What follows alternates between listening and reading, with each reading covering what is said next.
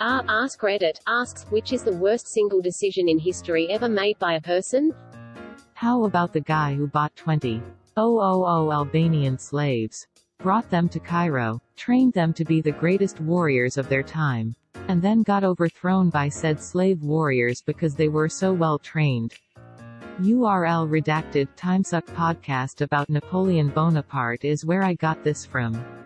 It's a good one if you have an hour to listen. URL redacted. Wait, what? How in the hell? I never heard about this and I'm Albanian, lol.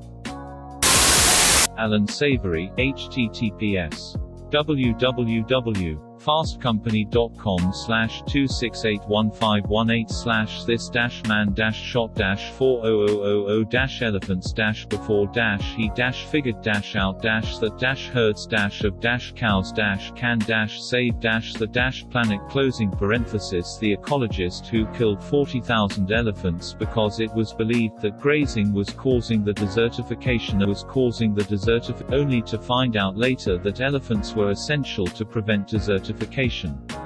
In a thread filled with all sorts of villains and dumbfucks, this is the one dude who's making me disproportionately mad.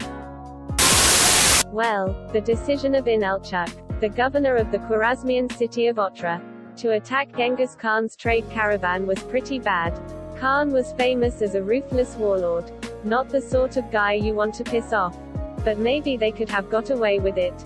Genghis sent 3 ambassadors to negotiate a settlement, which is when Muhammad II, the Shah of Khwarezm, made the really bad decision to kill one of these ambassadors and send the other 2 back without their beards as a sign of humiliation. Genghis Khan was so enraged he assembled an army and destroyed the Khwarezmian Empire. Wiped out every town they had. He even rerouted a river to wipe out the village where the Shah was born, wiping it off the map. By 1120 there wasn't much of anything left. So, both Inalchuk or Muhammad II of Khwarezm qualify. Take your pick. URL redacted. Bad decisions. History provoking Genghis Khan. Alright gentlemen, we've successfully fended off the Greeks for 10 years. Our great city of Troy still stands. If we keep this up, surely they will realize the siege is fruitless and return home before long.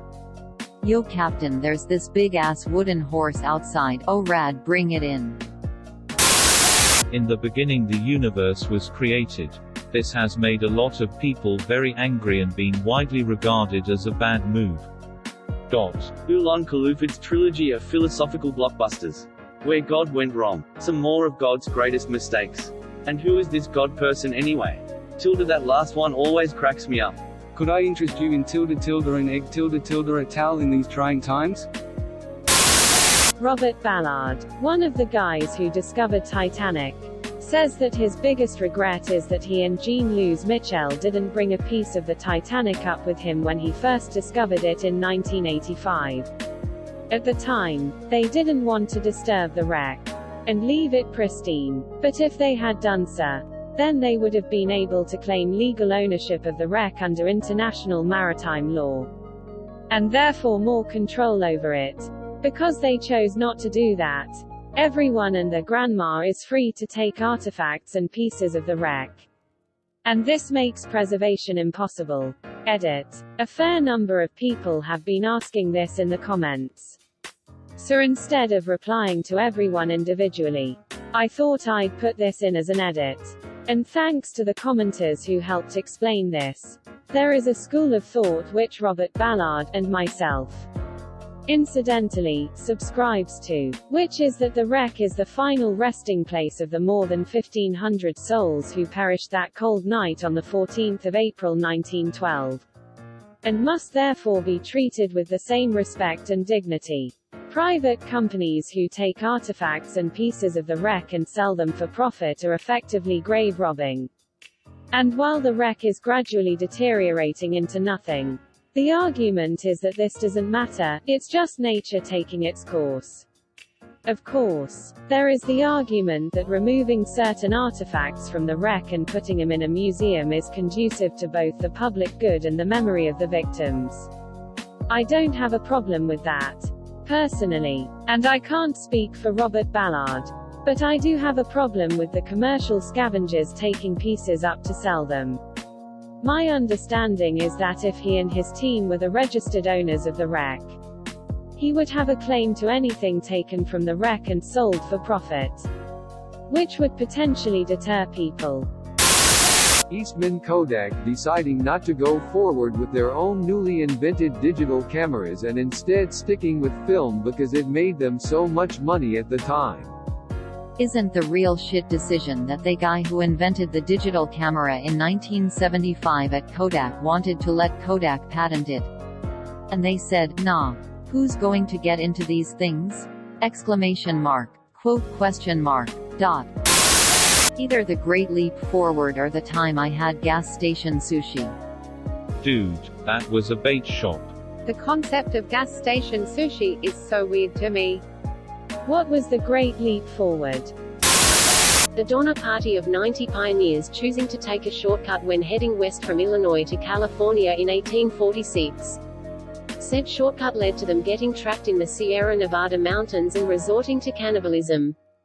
This error was compounded by an even more foolish decision. The Donner Party shot at Native Americans trying to bring them a deer to eat after the Native Americans saw the party starving to death. Maybe not the worst, but maybe Ronald Wayne. He was a co-founder of Apple along with Steve Jobs and Steve Wozniak in 1976. Just 12 days after forming the company, he sold his shares for $800. He owned 10% of the company, which would be worth $80 $80 billion today. Source: https www.cnbc.com/2017/09/12/apples-third-co-founder-wayne-sold-his-stake for-800. HTML. Don't know how accurate this is, but the story still stands. Closing parenthesis. The decision by the Scottish to invade England during Black Death must be up there. Scotland have made a lot of very stupid decisions in its past. Like that time we kicked out half the population. Most of them went to Australia, New Zealand, the USA or Canada. Which is why there are so many people with Scottish heritage there. Highland, URL redacted, wiki, Highland_clearances. Mao Zedong's revolutionary campaign, The Great Leap Forward, resulting in millions of people starving to death. How did they not realize moving all the people who grow the food into factories would result in famine? Mao's great leap down the staircase. 1 leap forward, 2 leaps back. Not the worst in the world, but apparently my family owned a little town west of Kent, UK. My great-great-great-grandfather got plastered one night and gambled it all away face with rolling eyes. I feel your pain. My grandfather was a Vietnamese millionaire but didn't have the time to teach my parents how to run our businesses before he died, so we lost all our money. I had a friend whose great-great-great-grandfather made a lot of money in the gold business and owned a good piece of land in California. Turns out he was also a gambling addict and lost everything. His piece of land is today's about 1/5 of Los Angeles. He has a plaque to his name somewhere downtown. Alcibiades was considered a traitor in Athens for leading his men to death. A traitor in Sparta because he got the queen to cheat on the king with him, and a traitor in Persia after including them in a war. Edit. So I did a little bit of info, and the switching sides and stealing statues dicks are also true, plus he is a bisexual. Not like there is anything wrong with bisexuality. Yeah, but he got away with it and had fun. Malacca. Radcliffe Line, the process to divide India and Pakistan boundary in 1947 was done hastily and without major considerations to local populace religion. Radcliffe was not a geography guy and majorly messed up the process. Millions died. Link, URL redacted, wiki, Radcliffe_line. I'd say the partition of the Levant Middle East was way worse. Arbitrarily drawn by people who knew nothing about the region. I once read something similar to, when you see a straight border, you can assume it was drawn by someone not living there. Yahoo refused to buy Google for 1 million and later for 40 billion again did. They refused 1 million later offered 3B and Google wanted 5B so no deal and Yahoo was offered 40B by Microsoft and they didn't want to sell and later they sold for 4.6B. If they'd bought it for $1 million they would have destroyed it though. Thank you for watching. Please like and subscribe to support the channel, and above all, have an excellent day you incredible people.